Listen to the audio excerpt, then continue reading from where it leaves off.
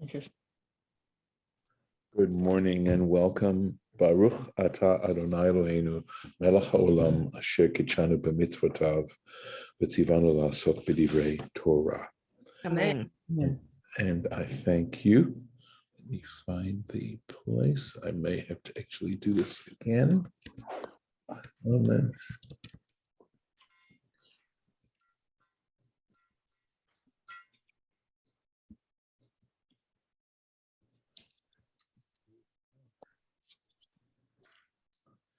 So we are in the midst of all the consequences that are going to happen as a result of this. Incidentally, I did have a comment posted on my, on the YouTube site. Let me find it if I can. One moment. I'm sorry, I thought I had it up here. Hey, I know we're just doing it in chunks like this, Yes, but I find that I really need to go back and read the other part I because know. some of the answers to my questions are further back. Yes. So what you do is you go to my site, okay? Yeah. When you get on the site, there's a search, right? There's a search bar at the top and Yeah. of the site, and you just put in Korach, and you will get all the previous ones Okay. as well. So, Or at least go over my notes or well, read through it that or of course. something. I don't know. Yeah. So this is from Eliad Savel, and he comments on the fact that, of course, that the test that Korach had to do with his 250 people was exactly what had caused Aaron's sons to die, right? In other words, I think what he's doing. So this is what the comment actually says, which means Aaron did to them exactly the same, and he's got faith, maybe fate, he means. It may have just type corrected or something, as his burned sons for strange fire, and goes on to say Aaron was a demon, and then he says, read Devarim 9:20. So I went to Devarim 9:20, and there is a reference there. It says, here we go, right? Moreover, the Lord was angry. I mean, I can do the Hebrew, but I think the English is probably good enough, right? Haron hitanef Hashem. Moreover, the Lord was angry enough with Aaron to have destroyed him. So I also interceded for Aaron at that time. And as for that sinful thing you had made, the calf, I took it and put it to the fire, etc. Okay, so clearly Aaron, what Deuteronomy is suggesting is that God was angry at Aaron for encouraging or helping the Israelites with regards to the golden calf. But and we also have read that part of the reason he lost his sons, his two sons, was as an atonement for that, possibly for that. So Aaron was a demon. So I think, just that kind of statement, I'm not sure that I can really just accept that. I'm not sure exactly what it means to begin with, but I agree that I myself sort of question, well, why this specific thing? And we did talk about it yesterday, that clearly this was a dangerous thing.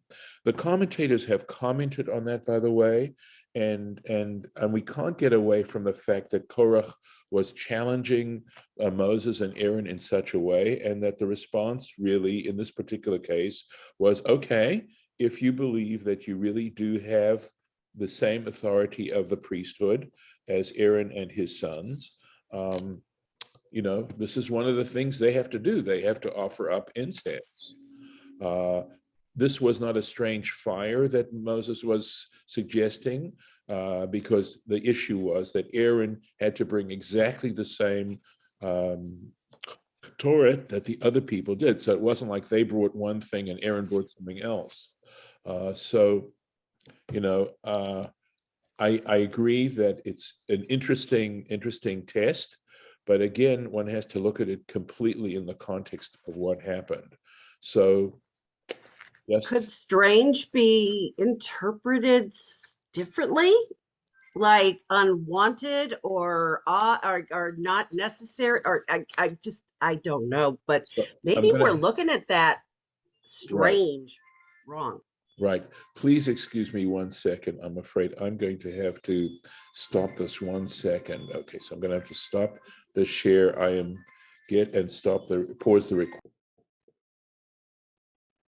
Golda, you were saying something. Please go back and. That maybe the term we're using, strange fire, Mhm. maybe we need a different translation, different interpretation for that word. So the Hebrew Like, is yeah. Za'esh Lara. That's the Hebrew word, okay? And interestingly, that term is also used, by the way, in terms of someone who's a non-Kohen, if I'm not mistaken. In other words, there's a connotation about it that it wasn't called for. And so Aaron, the whole issue of Aaron and his sons is ambiguous. Were they in fact heroes because here they were willing to, you know, take a chance like this by doing something completely creative, if you want to use that term? On the other hand, were they drunk? We know that that's a possibility. The issue, we've talked about the issue of submission and the fact that that's a quality that is desirable and that we need to work on. And it's not that it's complete submission, unless we're talking about complete submission to the divine. That is something that I think is desirable. But of course, there are dangers lurking in that because we may misunderstand what we consider to be divine command. So we have to take that into consideration again. But I don't think that Aaron and Moses were being disingenuous. And we talked about this before. Yes, we talked about it yesterday also, because all these people, Korach would have come out of Egypt with Moses. Most of his followers were over the age of 20 at this point, I suspect, and they all would have seen what happened just a year before, or not too, or maybe less than that, when the tabernacle was dedicated, and they saw what happened to Aaron's sons. So my sense, honestly, is that they may have been trying to, and I think I suggested this yesterday, that actually in proposing this test, I think they were hoping that some of these people would say, wait a second, this is something really dangerous. Maybe we don't need to do this. So I think that if we peel off some of the layers, and I really appreciate, by the way, the fact I don't get too many comments, and I appreciate the fact that he was willing to make that comment. You know, that there's a lot going on here, and that they really didn't want. I mean, when you look at it and take into account all the behaviors that are going on the part of Moses and Aaron, they realized how destructive this could be, and they were trying to prevent that from happening. And so I think they really were trying to possibly put the fear of God in these people, in the sense that, we know we're the ones who are saying this, and we know that this is a dangerous thing. We know that this is only something that priests can do, and that we would be taking our lives into our hands. It's not worth it. So unfortunately, that's not what happened. They were so absolutely wanting this particular power and this position. Poor choices. They were making poor choices. Well, listening to the Yetzer Hara. correct. Maybe. Not for me to judge, right? When I Right. stop making poor choices, I'll sit and judge others. Okay, onwards with the text. Thanks, Okay. Gil. Yomer Moshe. So here we go. Moses said, Bezot Tedun, in this way you will know, Ki Hashem Shlachani, that in fact Hashem did send me, La'asot, to perform et kol hamasim ha'ele, all these deeds, Ki lo milibi, it didn't come from my heart. I didn't just cook this up myself. Okay, onwards. Here's the Rashi here. La'asot et kol hamasim ha'ele, to perform all these deeds. She'asiti al pi hadibur, because I performed them at God's command. Latet la'aharon kuhuna, to give Aaron the priesthood, kuhuna gedolah, to give Aaron the high priesthood, uvanav, and to make his his sons, sganei kuna, meaning assistant priests, essentially. Ve'elitzaphan, and Elitzaphan, Nasi Hakahati, the prince or the chieftain of the Kohathites. And remember, I mentioned this yesterday and also before, that what got Korach's goat to begin with is that he felt passed over in the election or the selection of Elitzaphan as the priest, as the chieftain of the Kohathite clan. And so this is all important, that this is what Moses was referring to, that he had been told to do this. And it wasn't just, his own preferences. So, now here this comes, right? Im kamot chol adam yimutun ela. If as the death of every human being, these ones die. Ufakudat kol ha'adam, and the fate of every human being, yifaked alehem, will be visited upon them. Lo Hashem shlachani, God did not send me. So he's really warning them, right, very severely, that the consequences could be quite disastrous. This is before it happens, right? And going on, let's see, here we go. Lo Hashem shlachani. Ella. So in other words, if this doesn't happen, then God didn't send me. Implying, of course, that if something like this happens, if they perish in a very unusual kind of way, that's a sign. That's the miracle and the sign that God, in fact, has given Moses, told Moses what to do. Lo Hashem shlachani. God did not send me. Ela ani asite hakol midadi. But I just cooked this up myself. I just did this on my own personal thought. Uvedinhu cholek alai. And in fact, Korach is justified in going against me. Right. So, next sentence.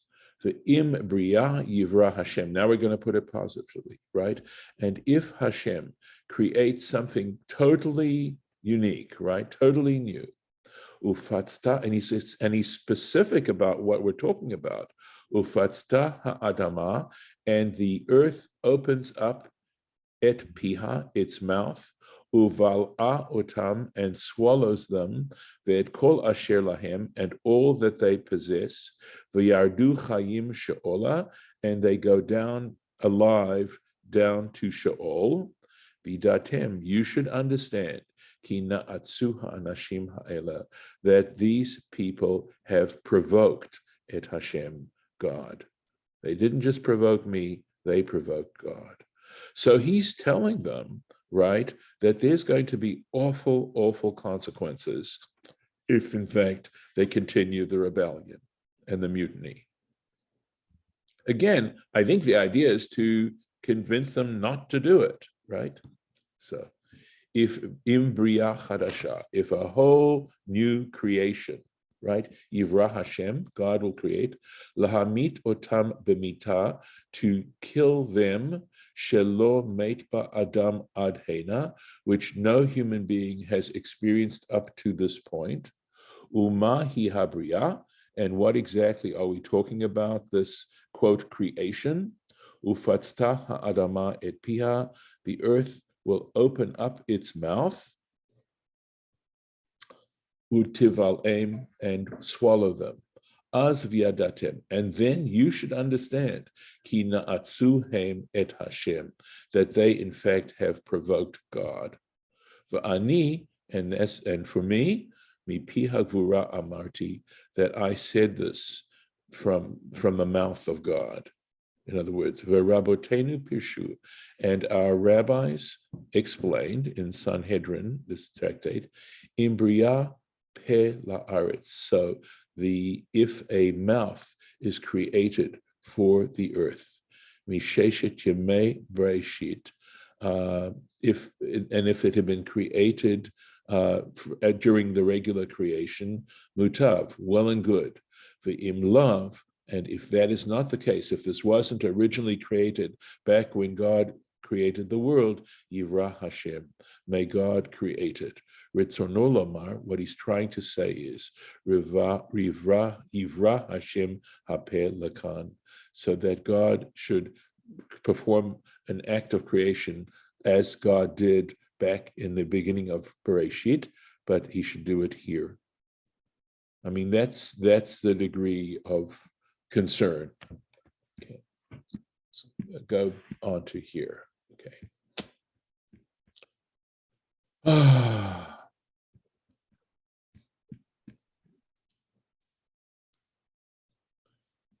Vayhi kechaloto l'daver, and it was that when he ended speaking, et kol hadavarim ha'ela, all these words, vatibaka ha'adama, the earth split, asher tachtehem, which was below them. Now here I believe we are talking about Datan and Abiram. That's who we're talking about. Vatif, so the earth opened up underneath them.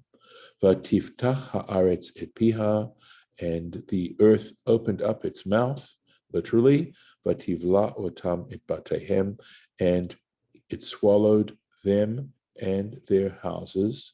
Vet kol ha'adam, and every person. Asher lekorach ve'etal kol ha'rechush, and every person, I believe Asher lekorach means who were supporting Korach, and all the rechush would mean possessions, something to that effect. Okay. Let's go on here. Vayerdu hem, and they went down, v'chol asher lahem, and all that they had, chayim she'ola, alive down to Sheol. V'techas alehem haaretz, and the earth covered them up. Vayovdu mitoch hakahal, and they were lost from amongst the kahal would be the group, right? The crowd. V'chol Yisrael. So what's the reaction? V'chol Yisrael, and all of Israel, all the Israelites, asher svivotehem, who were around them, nasu lekolam, they fled at their voices. Ki amru, for they said, they thought, right? Pen tivla enu haaretz, lest the earth swallow us. Nasu lekolam, fled at their voices. Bishvil hakol hayotze al bliatam. Rashi just simply explains, because of the sound that went out as they were being, or in connection with their being swallowed. So this is, of course, quite a depiction, and it's not, it's certainly not pleasant, right? Okay. Now we go with a new thing. Ve'esh yatzah me'et Hashem, and a fire went out from before Hashem, v'tochel, and it consumed et hachamishim umatayim ish, the 250 men, makrivei haktoret, who were offering up the incense. So here we are, right? Moses has just said, if this happens, you can say, I wasn't really selected by God and I just did this myself. But if this happens, just know this is God saying, this is it. And for mutiny, is the result going to be what you want? And the answer is no. So let's keep going. Vaydaber Hashem el Moshe lemor, and Hashem spoke to Moses, saying, Emor el Elazar ben Aharon HaKohen. So this is interesting, right? Say to Elazar, son of Aaron the priest, Vayarem, they should lift up, they should remove, et hamachtot, the fire pans, mibein hasreifa, from amongst its burning, ve'et ha'esh zrei hala ki kadeshu, and he says, and the fire spread outwards, spread away, for they have become sanctified. These fire pans have been sanctified. Ve'et ha'esh, and the fire, shebetoch hamachtot, that is within those fire pans, zrei hala. Literally, it sounds like, sprinkle away, something like that. La'aretz, he says, onto the earth, me'al hamachtot, from the fire pans. So, in other words, they need to get rid of the fire that's in the fire pans and sprinkle that on the earth. Ki kadeshu, for they have become sanctified. Hamachtot this looks like isurim. Sorry, but I don't know that's. I don't know. It's hard for me to read here. The machtot, of course, are the fire pans. Oh, the asurin, they're forbidden. Bahana'ah, they cannot be used for personal usage, right? That these fire pans cannot be used for personal usage. Shahare asum kli sharet, because they have been made into service vessels, specifically for the usage in the mikdash and in the mishkan. So they've been sanctified. So in other words, they have been specified for a particular use. They have significance in that regard. Et machtot hachataim ha'ele, the fire pans of these sinners, benafshotan, through their souls. In other words, through their death. Va'asu otam, and make them riku'e pachim, so they should beat them into plates, right? Tzipui lamizbeach, and they should adorn the altar with these the metal from these plates. Ki hikrivu lifnei Hashem, hikrivum lifnei Hashem, because they were presented before God, vayikdashu, and they became sanctified. Vahiyu la'ot livnei Israel, and they should be a sign to the children of Israel. In other words, I think you can connect the dots yourselves, but to be specific, right, that they would see this metal on the altar, and they around the altar that was had been overlaid over the altar, and they would know this is something that is sanctified, and that it's designated, and the Kohanim alone are the ones who can do this, etc., etc. So et hachataim ha'ele b'mafshotam, these sinners through their souls, right? And this is again in the Talmud Yoma. It's the tractate that deals with Yom Kippur. Shene'esu poshim b'nafshotam, they were transgressors through their souls.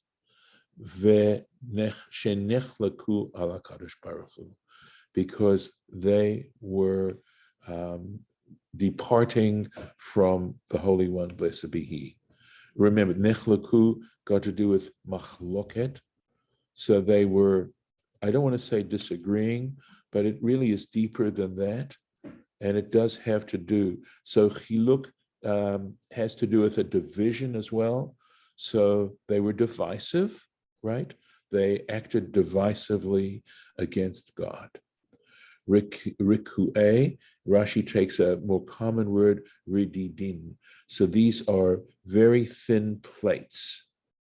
Pachim, so he says pachim, tasin merudadin, these are plates that are beaten into very thinly. And here's the French. So I obviously don't recognize the French tambour in French, balaz, and he says ois gadent, which means, I would think, beaten out. Tzipui lamizbeach, right, as an adornment for the altar. Lamizbeach hanechoshet. So Rashi tells us, of course, there was more than one altar. There was the altar of incense, and he says that's not what we're talking about. We're talking here about the bronze altar that was outside. Vayu laot, they should be a sign, the zikaron, as a remembrance, sheyomru elu hayu me'otan, forgive me. These were from those shenechlaku, who acted divisively al hakahuna, regarding the priesthood, v'nisrafu, and they were burnt. So we definitely have had some very tough stuff to read today about being divisive and the problems that can cause. And it's like no one's a winner. So we'll stop here and we'll continue, and hopefully we'll get to the point where finally there is some resolution to this, but it's certainly not going to be easy. So before I stop the recording, does anybody want to make any comment for the record or a question for the record? Okay, I will stop.